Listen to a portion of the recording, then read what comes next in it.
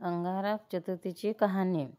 एका गणेश देवा तुमची कहाणी पुराणातली जुनी पुराणी सांगितली ऋषीमुनींनी, तीच आमच्या ध्यानी म्हणे.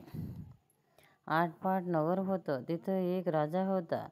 त्याचं नाव कृतवीर्य, त्याची राणी सुगंधा. ती दोघं सदाचरणी होती. प्रजेवर त्यांचं फार प्रेम होतं. राजाचा खजिना धनद्रव्यानं भरलेला, सोनं-नाणं भरपूर होतं. पण मात्र सुनंसुनं होतं. घर सुनंसुनं होतं. संपत्ती खूप, पण संतती मात्र नव्हती. राजा राणीनं खूप दानधर्म केले, नवस-सायास केले, उपास-तापास झाले, व्रत-उद्यापन केली, पण देवानं त्यांना एकही फळ दिलं नाही.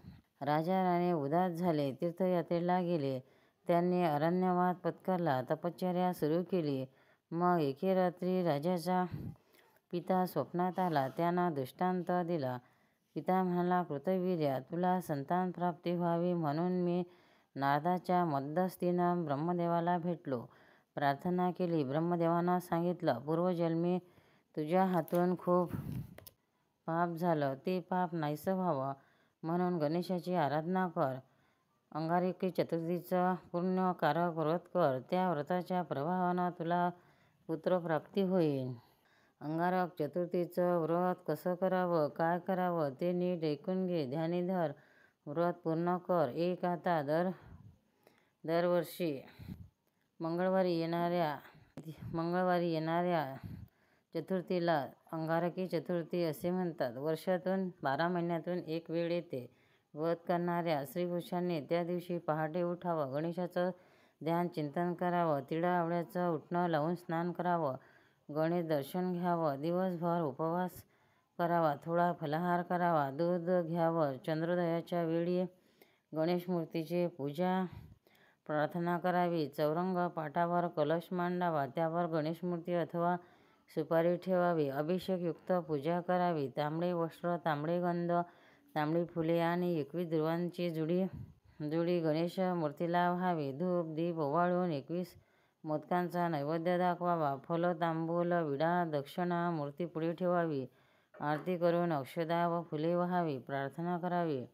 नंतर चंद्राची पूजा करून शांतपणाने मौन भोजन करावं. गणेश चिंतनात आनंदाने रात्र घालवावी.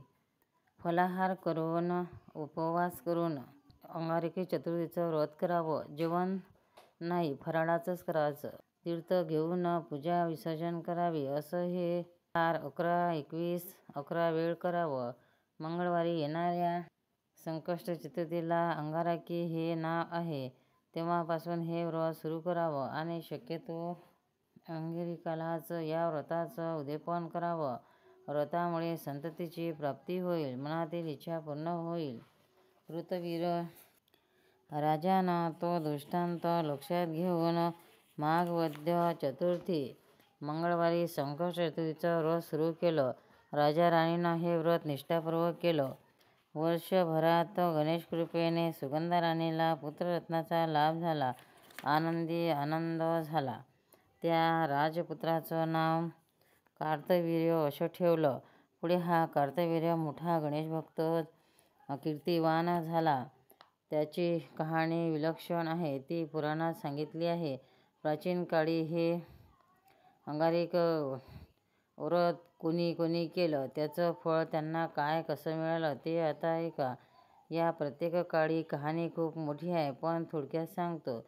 सृष्टी उत्पन्न करण्याआधी स्वतः ब्रह्मदेवानं, त्रिपुर दैत्याचा नाश करण्याआधी भगवान शंकरांनी, रुसून गेलेल्या महादेवाची भेट होण्यासाठी माता पार्वतीनं, अगस्ती, दमयंतीनं, रुक्मिणीनं, मारुतीनं, गरुड, गौतम ऋषी, नंद, यशोदा, कार्तिकेय अशा कितीतरी भक्तांनी हे व्रत केलं आणि त्यामुळे त्यांच्या मनातील हेतू पूर्ण झाले.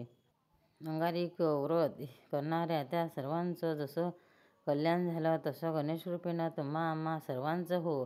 ही 60 उत्तराची कहाणी. 5 उत्तरी सप्तृ समुद्र.